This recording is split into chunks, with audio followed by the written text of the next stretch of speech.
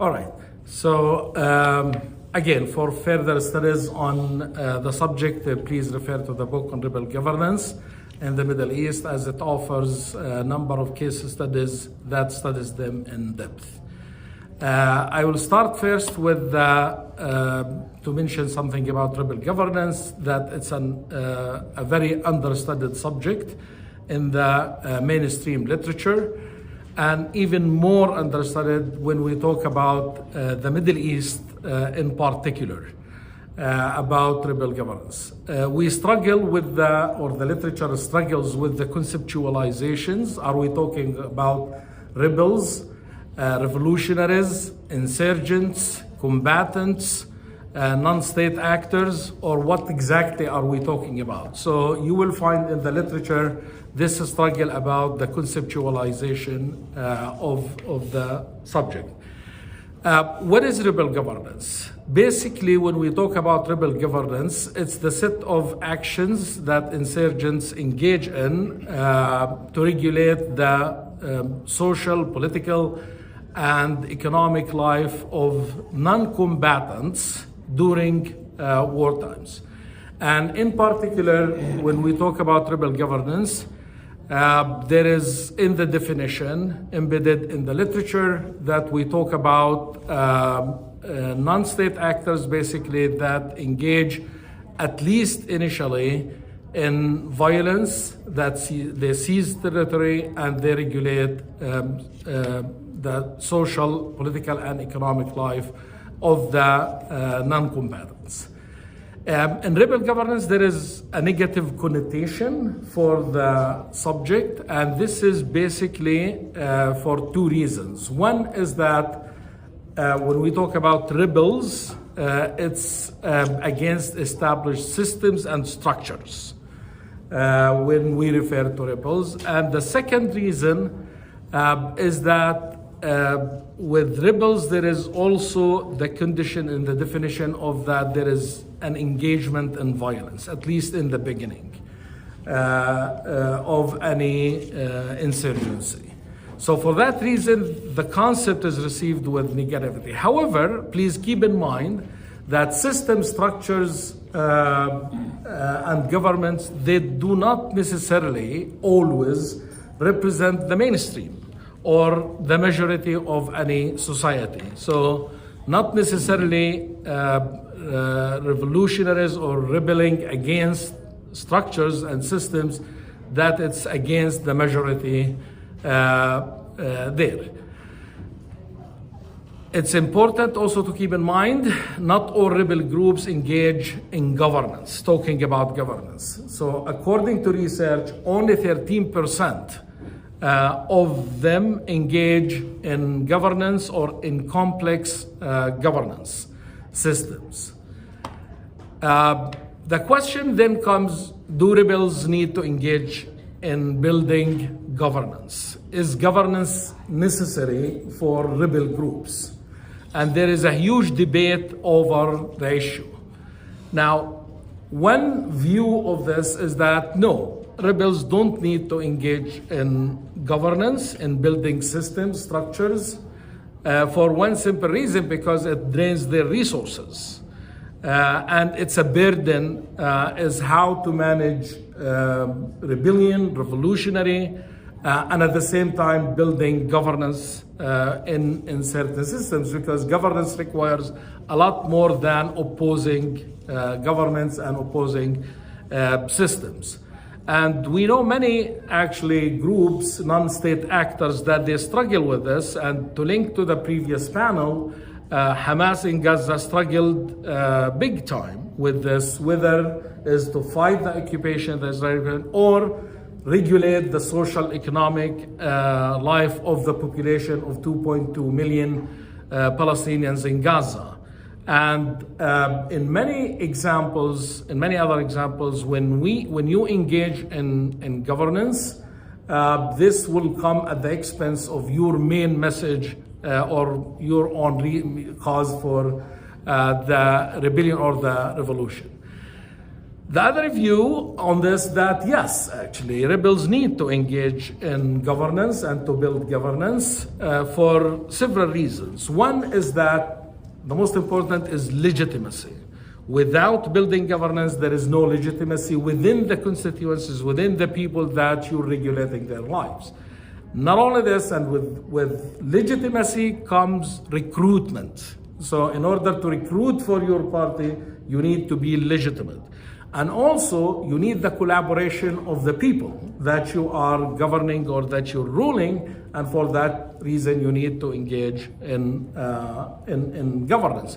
Intelligence also, in order to be able to rule, also you need the collaboration of the people. So there is this debate about whether governance, whether rebels do need to engage in governance on that reason. And rebel groups or revolutionaries struggle with this concept, and that's why we see different levels of governance, from simple to complex levels of governance where revolutionaries engage in governance.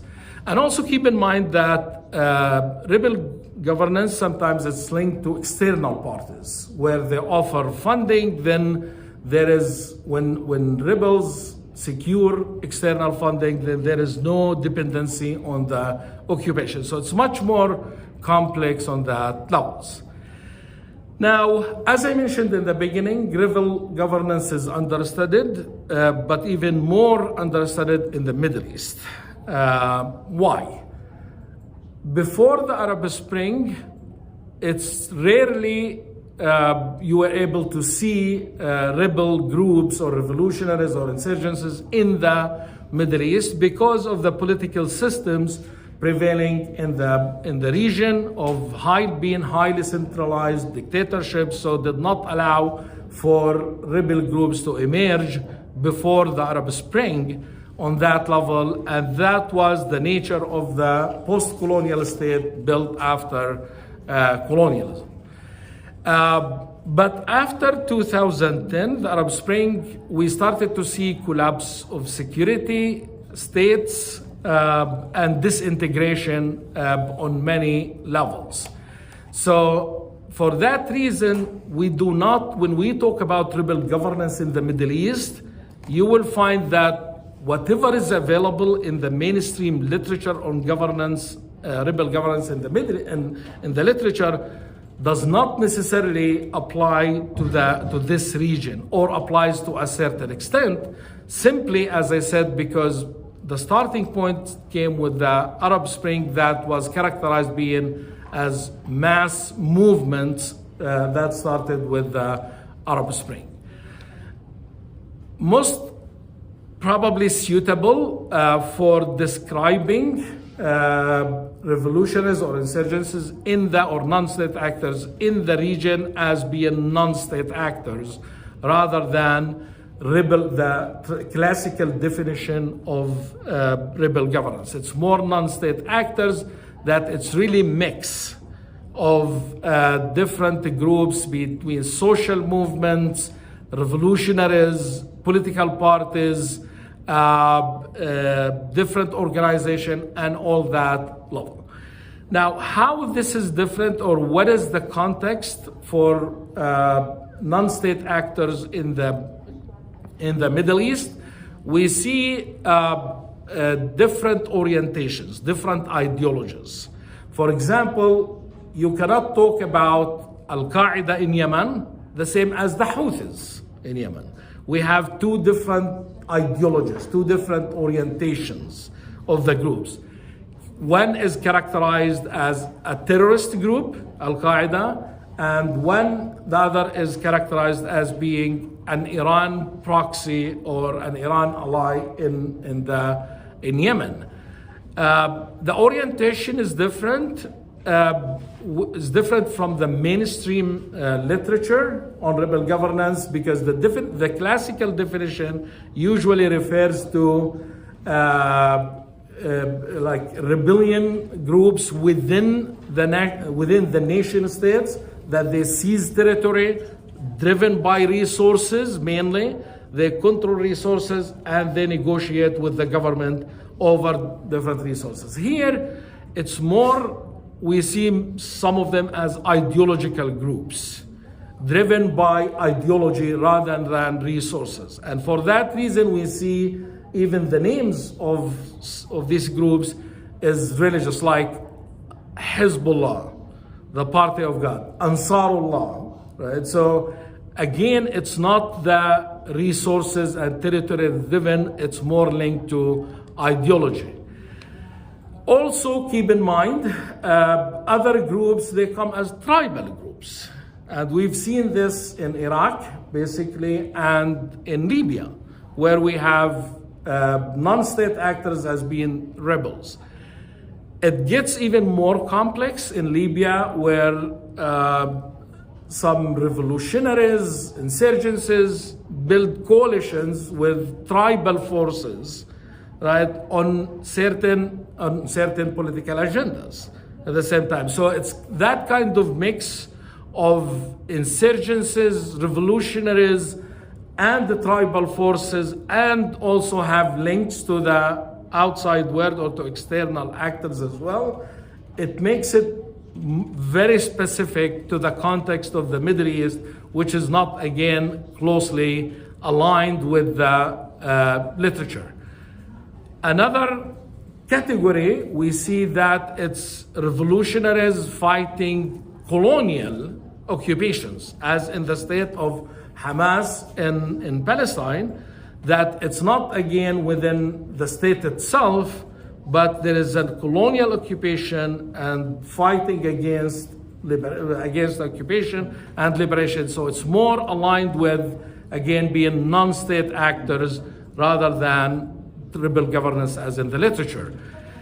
Also, we have parties that are linked with external loyalties, as in the case of Hezbollah in Lebanon, where Hezbollah is viewed by many as being an Iran ally or an Iran proxy in Lebanon, but at the same time, Hezbollah is also represented in the nation, in the government, in the Lebanese government, and they join elections, they win seats, they have ministers in the government at the same time, and also Hezbollah engages in complex governance on the health, social, and particularly areas in their own territories.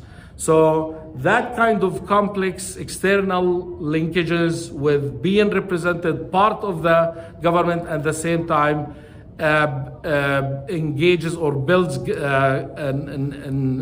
social health and all of that, gives it a special category or different orientation. This tells us or encourages us to look at rebel governance that cannot be ignored in the Middle East, especially after 2010. It's extremely important. As we started saying, before 2010, we did not have the phenomenon being in the region, but now we are talking about these different categories of non-state actors that have strong existence, strong presence in Yemen, where they became the central government, in Iraq, where they present serious force in Iraq, in Syria, in Lebanon, in Libya, and you name it. So now you talk about probably half of or 30%, 40% of the countries in the region where they have non-state actors engaging in different levels of governments or of governance in their own territories, which makes it more important to study the region and how governance is handled by the region. The second recommendation on that level is that no prescriptive approach to the study of rebel governance or non-state actors governance as it's described in the literature. You need to look at each specific case. First, you need to look at the Middle East context, but also you need to look at the in-depth into each specific case to understand how that links to governance and the political system in the country and the future on that level. And I will stop here. I hope I did not exceed my time.